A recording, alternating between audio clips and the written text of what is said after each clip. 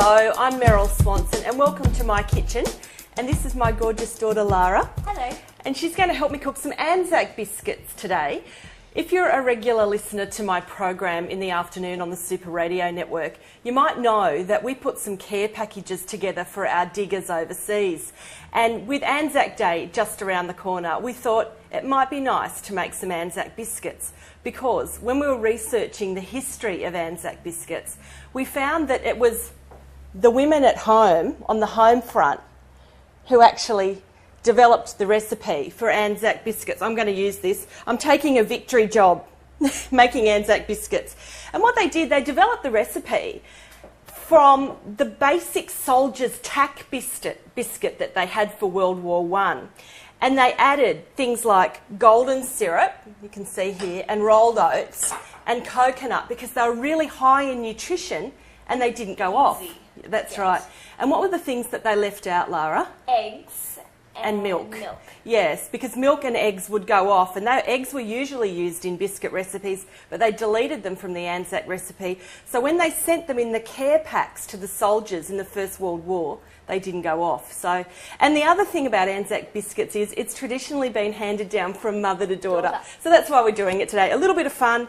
They're not hard to make, very, very simple, but something every Australian should know how to make. Whether you're a woman or a man, a child or an adult, you should be able to knock together a batch of Anzac biscuits. So it's pretty easy. And as you can see, I have a recipe that I've been using for years. It looks a bit tatty.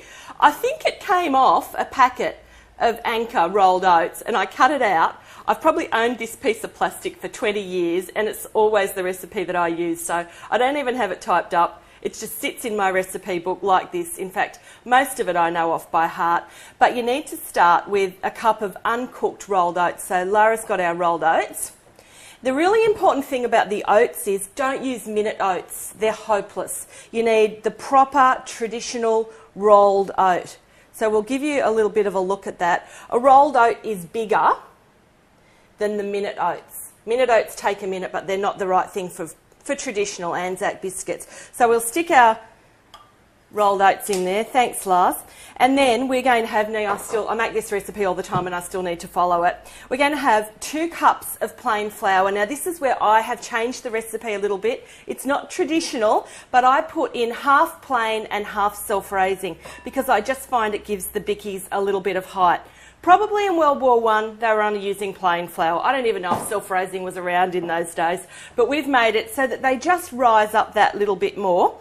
You put your rolled oats and your 1 cup of plain flour and 1 cup of self-raising flour in your bowl to 1 cup of rolled oats. Next, we've got some lightly packed brown sugar, and that's 1 cup, Lara? Yes.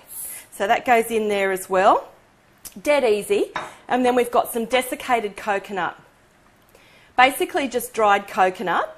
How much do we put in there, Lara? 1 cup? No, 3/4.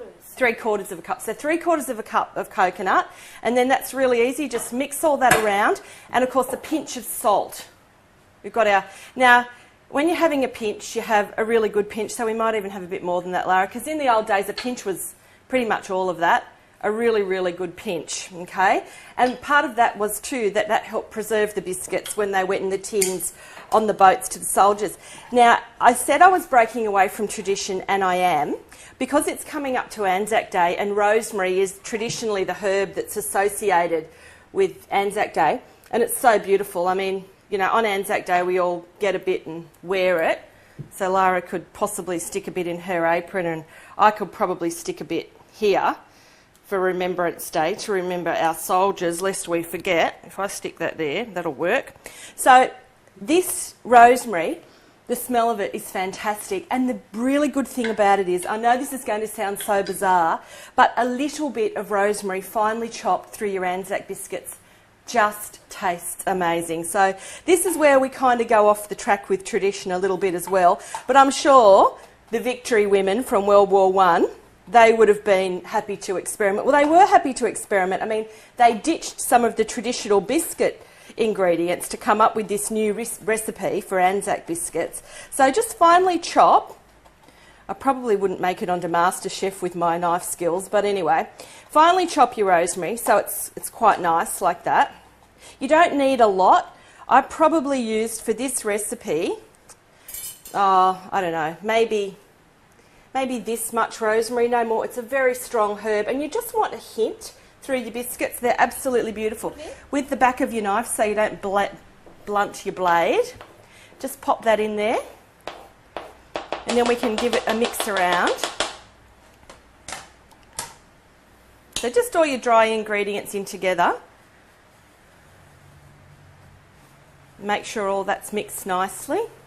It's nice to have a helper. Do you reckon you'll be showing your daughter how to do this, Lara? Most likely. I hope so. I'll I'll be the grandmother in those days when that comes along. So basically we're mixing up. Now the next part of it is obviously to get some wet ingredients, and the wet ingredients come from the butter and the golden syrup. So the way we do this, and the only other thing we need is some bicarb soda, which I'll get in a second, but we need to put our butter on the stove on a low heat just to melt it gradually, and then you put your golden syrup in with it, and that forms the liquid. Into there we're going to put a little bit of bicarb soda, because that is the raising agent for the biscuit, and also some boiling water, but we'll get to that in a second. So let's put this butter in. Do you want to pop that in the saucepan, Lara? And I don't know if we turned it on. Just stick it on. That's fantastic. Now we need some bicarb soda. I think I keep my bicarb soda under the sink, so I'll just get that. So with the bicarb, you need about a teaspoon. It might be a bit lumpy. Bicarb often goes lumpy. So just press the lumps out. That's pretty easy.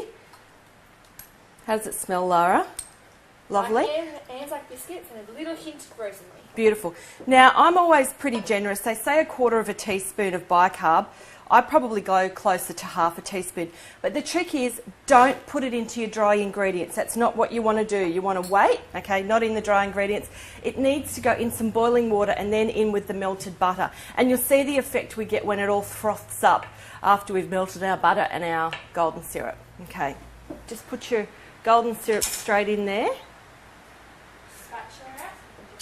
Yeah, very good.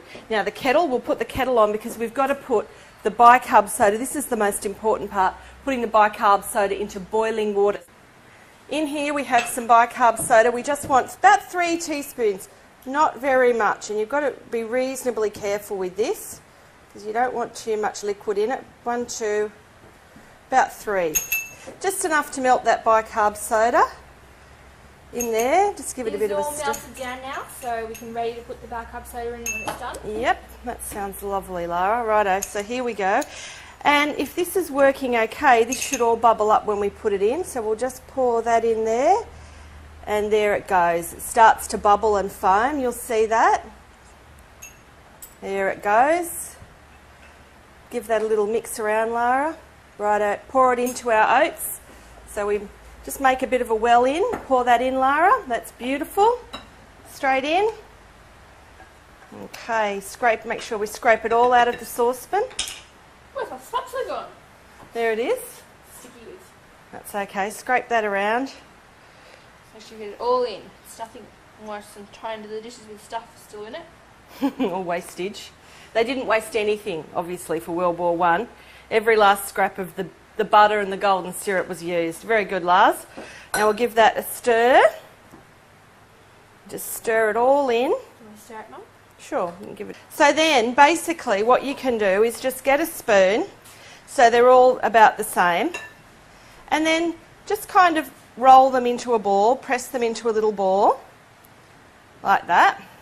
It'll come together nicely, and put them on your tray and just sort of press them down a little bit like that. So it's really just a flattened ball. You can see the odd little bit of rosemary in there, which is always nice, just to give it that little bit of colour and taste. Okay, so here they are. They're finished. They look great. They're a little bit bigger than traditional Anzac biscuits, a little bit thicker, a little bit more substantial.